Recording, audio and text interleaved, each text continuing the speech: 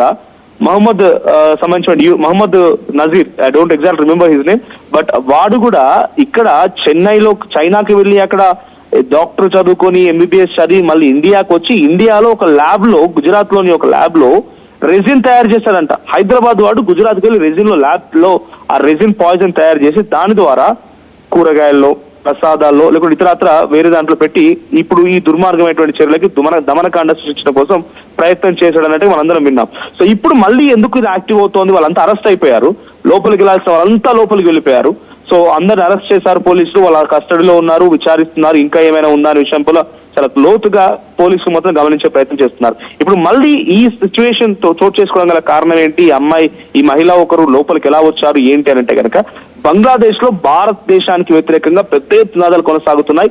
ఒక రకంగా చెప్పాలంటే హిందువులని బంగ్లాదేశ్ లో ఇప్పుడు ఊచకోతకు వస్తున్నారు. నిన్న రాత్రి నడి రోడ్డు పైన ఒక చెట్టుకి ఒక హిందూ వ్యక్తిని, దీపు చంద్రదాస్ అనేటువంటి వ్యక్తిని వేలాడదీసి నడి రోడ్డు పైన నిప్పంటించారు.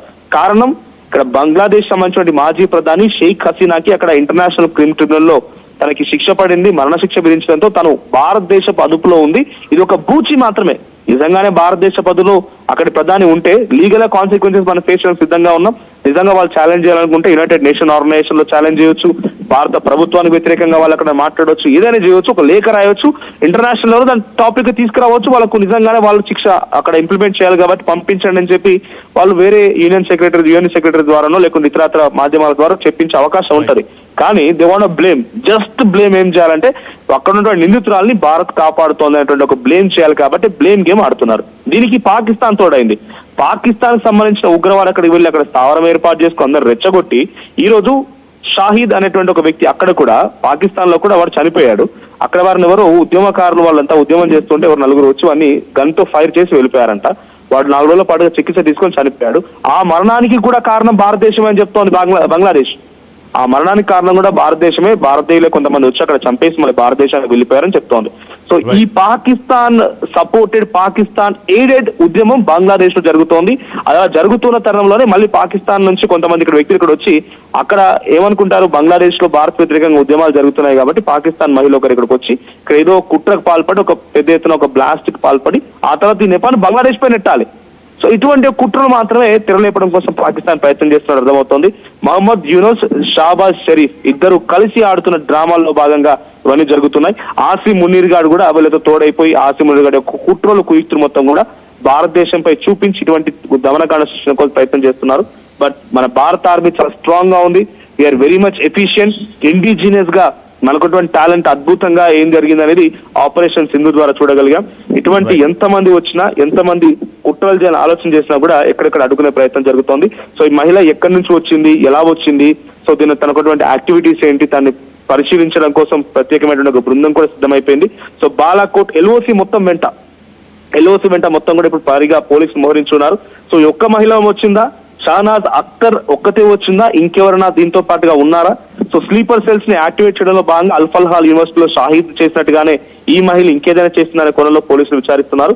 సో జమాత్ ఉల్ మోమినాత్ ఈ పేరుతో ఒక జైషీ మహమ్మద్ ఉగ్రవాద సంస్థ మహిళా విభాగాన్ని ఏర్పాటు చేయడమే ఈ మహిళ లక్ష్యంగా వచ్చిందట. చూద్దాం మరి దీనికి సంబంధించి ఇంకా ఎటువంటి విషయాలు బయటపడతాయని. But one thing is clear, మళ్ళీ మనం అలర్ట్ గా ఉండాల్సిన అవసరం వచ్చింది.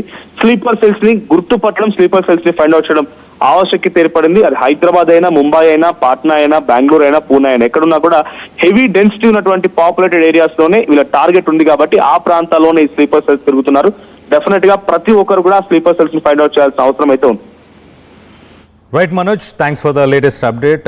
మొత్తం మీద December 16th, 17th పూంచ్ సెక్టార్లో ఈ మహిళ ఇటు బాలాకోట్, పాకిస్తాన్ ఆక్యుపైడ్ కాశ్మీర్లోంచి ఇటు బాలాకోట్ సెక్టార్కి ఈమె వచ్చింది. అక్కడ అనుమానాస్పదంగా తిరుగుతున్న సమయంలో ఆర్మీ ఈమెని అరెస్ట్ చేసి ఇంట్రోగేట్ చేయడం స్టార్ట్ చేసింది. సో మొత్తం మీద ఈమె చెప్తున్న స్టోరీ ఏంటంటే తన తండ్రితో గొడవైన తర్వాత అక్కడి నుంచి తెలియకుండా అక్కడి నుంచి నడుచుకుంటూ అలా తప్పిపోయి పొరపాటున ఇండియాకి వచ్చానని చెప్పుకొస్తుంది. కానీ మనం చూస్తే కనుక గతంలో కూడా ఇటు ఓవర్ గ్రౌండ్ వర్కర్స్, OGWs అని చెప్పొచ్చు, ఎక్కువ శాతం మహిళలే దీంట్లో ఉంటారు. వీళ్ళు చిన్న చిన్న వెపన్స్ని ట్రాన్స్పోర్ట్ చేయడానికి, అంటే పిస్టల్స్ కావచ్చు, హ్యాండ్ గ్రెనేడ్స్ కావచ్చు, అలాగే లాజిస్టిక్స్కి సంబంధించిన సపోర్ట్ ఇవ్వడానికి, అలాగే కొన్నిసార్లు డబ్బుని కూడా ఫండ్స్ని కూడా వీళ్ళు ట్రాన్స్పోర్ట్ చేయడానికి కొరియర్స్గా కూడా వర్క్ చేస్తుంటారు. అలాగే ఇంటెలిజెన్స్ గ్యాదరింగ్కి కూడా మహిళల్ని యూజ్ చేస్తుంది పాకిస్తాన్. అలాగే పాకిస్తాన్కి సంబంధించిన టెర్రరిస్ట్ గ్రూప్స్ కూడా సెక్యూరిటీ ఫోర్సెస్ ఎక్కడెక్కడ తిరుగుతున్నాయి అనేది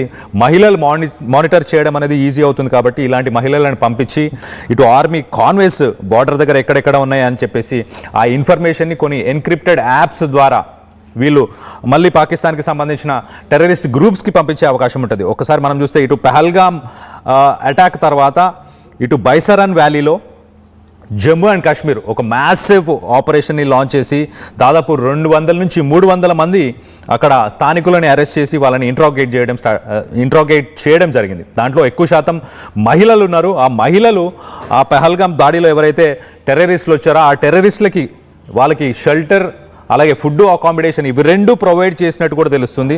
సో వీళ్ళ హెల్ప్ వల్లనే వాళ్ళు వచ్చారు, వాళ్ళు ఇక్కడ స్టే చేశారు. పెహల్గామ్ అటాక్ ఆ పెహల్గామ్ దాడిని కూడా వాళ్ళు ఎగ్జిక్యూట్ చేయడానికి కూడా వీళ్ళు హెల్ప్ చేసినట్టు కూడా తెలుస్తుంది. సో అప్పటి నుంచి మహిళల మీద కొంత మానిటరింగ్ చేయడం అనేది ఇటు ఇండియన్ ఆర్మీ అలాగే జమ్మూ కాశ్మీర్ పోలీస్ కూడా దాన్ని పెంచుకుంటూ వెళ్ళారు. సో మొత్తం మీద ఇటు ఆల్ ఉమెన్ అవుట్ పోస్ట్ ఇటు ఇండియన్ గవర్నమెంట్ కూడా ఉమెన్ పర్సనల్స్ని ఇటు BSF బార్డర్ సెక్యూరిటీ ఫోర్సెస్ అలాగే CRPFలో కూడా ఉమెన్ పర్సనల్స్ని కూడా ఉమెన్కి సంబంధించిన సోల్జర్స్ కానీ ఉమెన్కి సంబంధించిన పోలీసులను కానీ ఇప్పుడు అలాంటి బలగాలని అలాంటి అవుట్ పోస్టులను కూడా ప్రస్తుతానికి ఇండియన్ ఆర్మీ కూడా అక్కడ కాశ్మీర్లో పెట్టడం జరిగింది. ఇవన్నీ తెలుసుకున్న తర్వాతనే ఇవన్నీ చేయాల్సి వస్తుంది. సో బేసికలీ ఉమెన్ని పాకిస్తాన్కి సంబంధించిన టెర్రరిస్ట్ గ్రూప్స్ లష్కర్ ఏ తోయిబా కావచ్చు అలాగే జైష్ ఈ మొహమ్మద్ కావచ్చు ఇవన్నీ కూడా చాలా యాక్టివ్గా యూజ్ చేసుకుంటున్నాయి. సర్వేలెన్స్ చేయడానికి, వెపన్స్ని ట్రాన్స్పోర్ట్ చేయడానికి, డ్రగ్స్, ఫండ్స్, ఆర్మ్స్ వీటన్నిటిని చేయడానికి కూడా ఉమెన్ని వాడుతున్నారు. సో అలానే ఈ మహిళ వచ్చిందా అన్న కోణంలో ప్రస్తుతానికి చూస్తున్నారు. ఇంకొక ఇంపార్టెంట్ విషయం ఏంటంటే బార్డర్ నుంచి టెర్రరిస్టులను పంపించే ముందు ఇలాంటి మహిళలని ఒంటరి మహిళలని కొన్ని స్పాట్స్ నుంచి పంపిస్తారు. అవి బ్లైండ్ స్పాట్స్ అంటారు వాటిని. అక్కడ ఎక్కువ ఇటు ఇండియన్ ఆర్మీ కానీ జమ్మూ కాశ్మీర్కి సంబంధించిన పోలీస్ యాక్టివిటీ ఎక్కువ ఉండని ప్లేసెస్ని వాళ్ళు ఫైండ్ అవుట్ చేసి మొదటగా ఇలాంటి మహిళలను పంపిస్తారు. సేఫ్గా వీళ్ళు రీచ్ అవుతే దాని తర్వాత వెనకాల టెర్రరిస్టులను పంపించడం జరుగుతుంది. సో మొత్తం మీద ఇటు ఉగ్రదాడులు ఇటు ఢిల్లీకి సంబంధించిన రెడ్ ఫోర్ట్కి సంబంధించిన బ్లాస్ట్ కావచ్చు అలాగే ఇటు పెహల్గామ్ అటాక్ కావచ్చు ఇలాంటి అటాక్స్ అన్నిట్లో కూడా ఉమెన్ ఇన్వాల్వ్మెంట్ ఖచ్చితంగా ఎక్కువ మోతాదులో ఉంది. ఈ మధ్యకాలంలో వైట్ కాలర్ టెర్రరిజం కూడా జరుగుతుంది. సో మొత్తం మీద దీనికి సంబంధించి మీరేమనుకుంటున్నారు? మరొక అటాక్ ప్లాన్ చేయబోతుందా పాకిస్తాన్? ప్రస్తుతానికైతే ఇటు ఇండియన్ గవర్నమెంట్, ఇండియన్ ఆర్మీ అలాగే జమ్మూ కాశ్మీర్కి సంబంధించిన పోలీసులు అయితే చాలా యాక్టివ్గా ఉన్నారు. ఇలాంటి మహిళలు కనిపించిన మహిళలు అనుమానాస్పదంగా ఎలాంటి యాక్టివిటీ కనిపించినా కూడా వాళ్ళు ప్రస్తుతానికి మానిటర్ చేస్తున్నారు, వెంటనే అరెస్ట్ చేస్తున్నారు, ఇన్వెస్టిగేషన్స్ చేస్తున్నారు. సో కానీ పాకిస్తాన్ మాత్రం ఇలా మహిళలని వాడుకొని ఇండియాని దొంగ దెబ్బ తీద్దామని ఒక ప్రయత్నం అయితే చేస్తున్నట్టు చాలా క్లియర్గా కనిపిస్తుంది. సో దీనికి సంబంధించి మీరేమనుకుంటున్నారు? మీ అభిప్రాయాలని కింద కామెంట్ రూపంలో తెలియపరచండి.